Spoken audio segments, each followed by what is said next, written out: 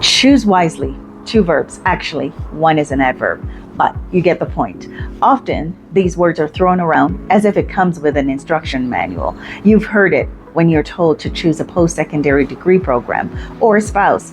But lately, I've noticed that people are taking this advice rather casually. We're not talking about choosing fries or mashed potato to go with your meal, but more profoundly, choosing to leave the West for a country that you've only viewed through the lens of a YouTuber.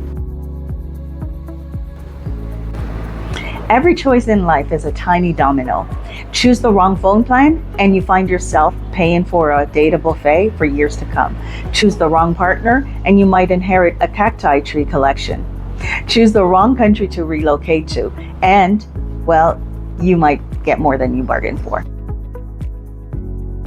The West isn't winning, and as a result, people are leaving Canada, Europe, and the US. Countries that were once called the dream are now losing to the global south and was once considered by some as lesser than. These are places where Wi-Fi is patchy, but peace is solid. You might be done with the 9-to-5 grind, but if you do this wrong, paradise will teach you new forms of paperwork, power cuts, and patience. So let's talk about what really matters when it comes to you deciding to trade in your first world fatigue for fresh air and mangoes. Before we start, I have this to say. I don't know how I became the 10-point queen, but here we go again. 10 points to consider before leaving the West for a new life abroad. You've heard it everywhere. It's so cheap to live here. You've seen it. Videos of expats bragging about how their rent is a third of that of London, New York, Toronto, but neglect to mention that they're paying half of their salary in mosquito repellent, half-baked internet service, and imported essentials. Let's face it, you want decent wine, imported. Sharp cheese, imported. Perhaps almond milk, oat milk, or even a cappuccino that doesn't taste like regret. And suddenly, that cheap lifestyle starts to look suspiciously familiar. When people from the West move to a slower paced destination, they bring their expensive habits with them and then wonder why paradise looks and feels pricey. You see, you've had 30, 40, 50, even 60 years of living like yourself, so you just can't turn that off. So what's the solution? Choose wisely. Live life locally before you move globally. What do I mean by this? You say, for example, you arrive in Da Nang, Vietnam, feeling like you've got this. Finally, you can live your life at half the cost of living in Miami. 2 weeks later, you walk into a local expat supermarket. You see your beloved almond milk imported from France, $12. Your organic chia seeds, $18. And that fresh hand-churned peanut butter that they made you smell. Now it's in a bag with you on the way home. And that bill, triple the cost of your weekly grocery budget. That's how it starts. Meanwhile, locals are thriving on fresh fruits, migwang, fish cake soup, and local vegetables for a fraction of the cost. Lesson: living globally means adapting the taste locally. Otherwise, you'll end up broke with great skin and imported snacks. Choosing a country is not like picking a holiday destination. It's not, beaches, sunset, pina coladas. Yes, the sunset pose, I get it. Just finished work, now beach. But meanwhile, they didn't tell you that the power cut deleted their unsaved Excel spreadsheet an hour earlier, or that the Wi-Fi died during the staff meeting. Let's be honest, developing countries are often developing infrastructure. The power grid might be moody. The Wi-Fi might be philosophical. The roads, sometimes optional. What else is there to say about that? It's true. Between load sharing in South Africa to bad roads in Ghana, there's a plethora of infrastructure issues to overcome and look beyond. To that I say, if you earn online, ask locals in your Facebook group how often the power cuts. What are some of the workarounds? If you're looking for a rental apartment, don't just ask if there's a backup generator. Find out if it works and what exactly is covered during the power cut, as you might come to find out that it's one emergency light per floor. In other words, don't just focus on the pretty beaches. Your remote work paradise is only paradise if your Zoom call doesn't sound like a walkie-talkie from 1993. The cost of Western healthcare might feel like robbery, but at least the robbers wear white coats. In many relocation destinations, basic healthcare is accessible, but specialized healthcare can be hours or flights away. Here's a scenario. You might find yourself in a local clinic for something very small, say a sinus infection, and come out with herbal tea, 3 tablets, and a mysterious cream labeled applied generously. Spelt wrong, I might add.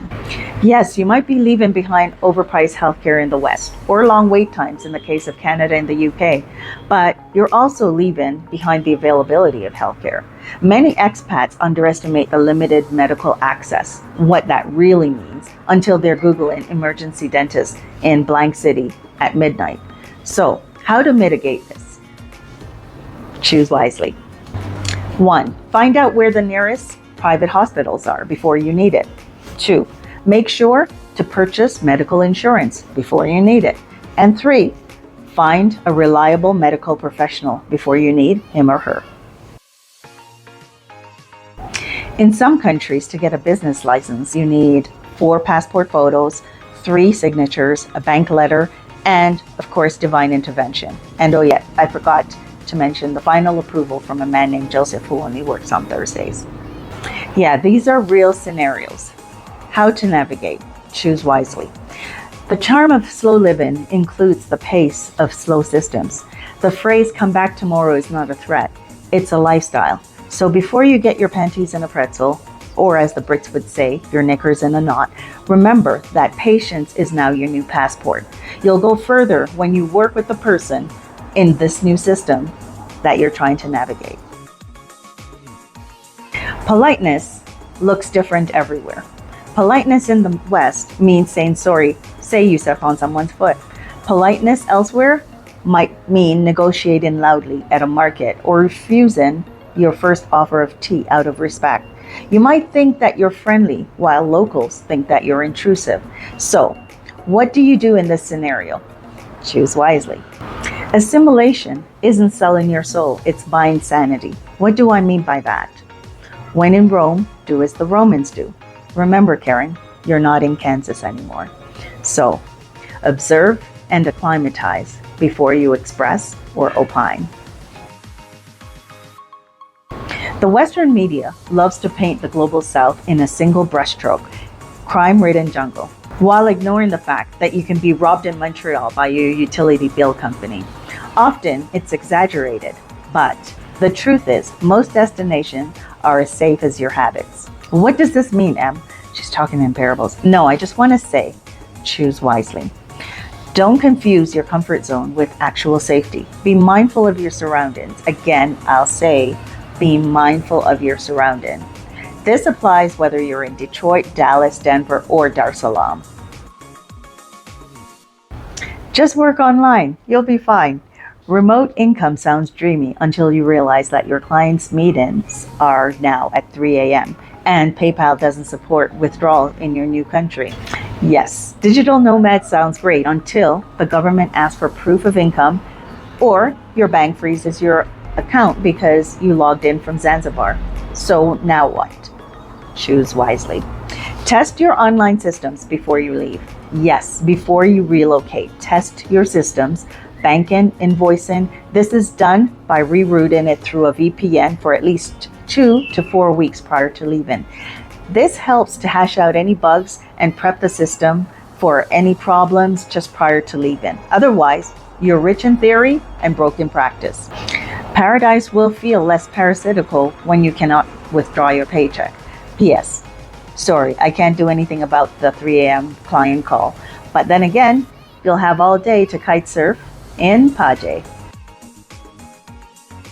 This is some expat's famous last words. I'll just do a visa run every few months.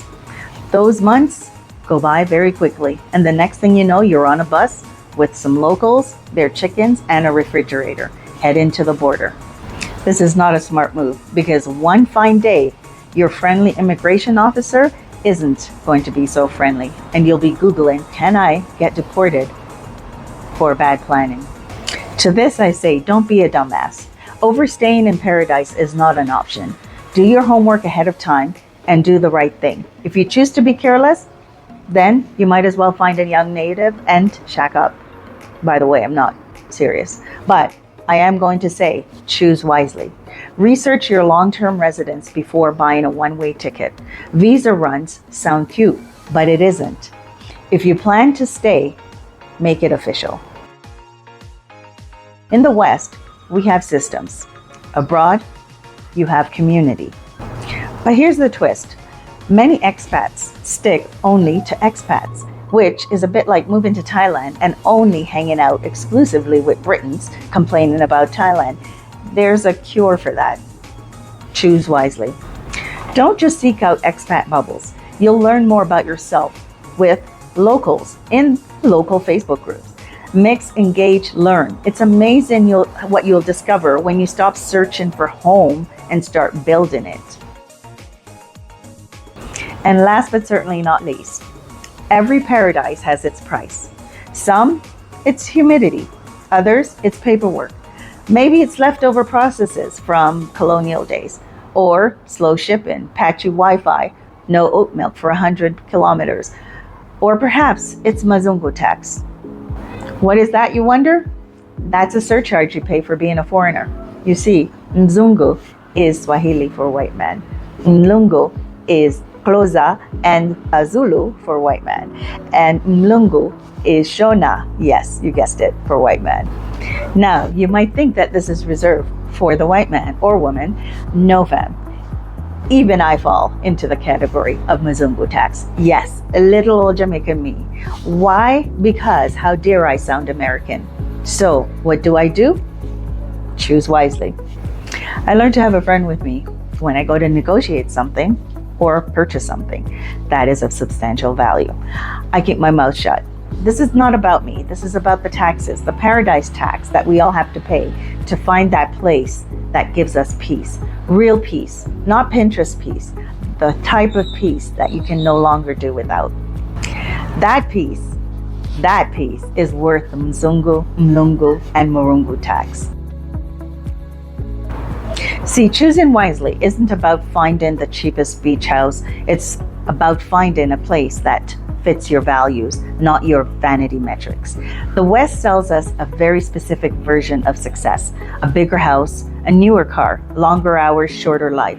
And when you finally realize that the hustle culture sounds suspiciously like a hamster wheel, you start to think twice. So yes, moving from the West to somewhere less developed might sound crazy to some, but perhaps the real madness is staying somewhere you've outgrown. Just remember, paradise isn't perfect.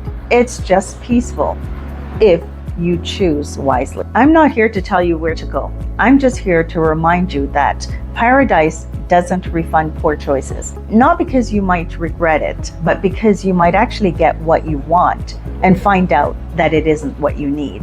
You see, you're not escaping life, you're exchanging versions of it. This is Emerald. Thank you for taking the time to watch this video all the way through. I help individuals find their peace by first designing their plan to relocate with revenue. If you're ready to find your peace, join me on the journey. My link is in the description below. And don't forget to subscribe for more videos like this. Click the subscribe button, as my mission is to help individuals, couples, families to gain confidence to pay their Mzungu tax. I mean, to find your peace. It's your girl M. Peace out.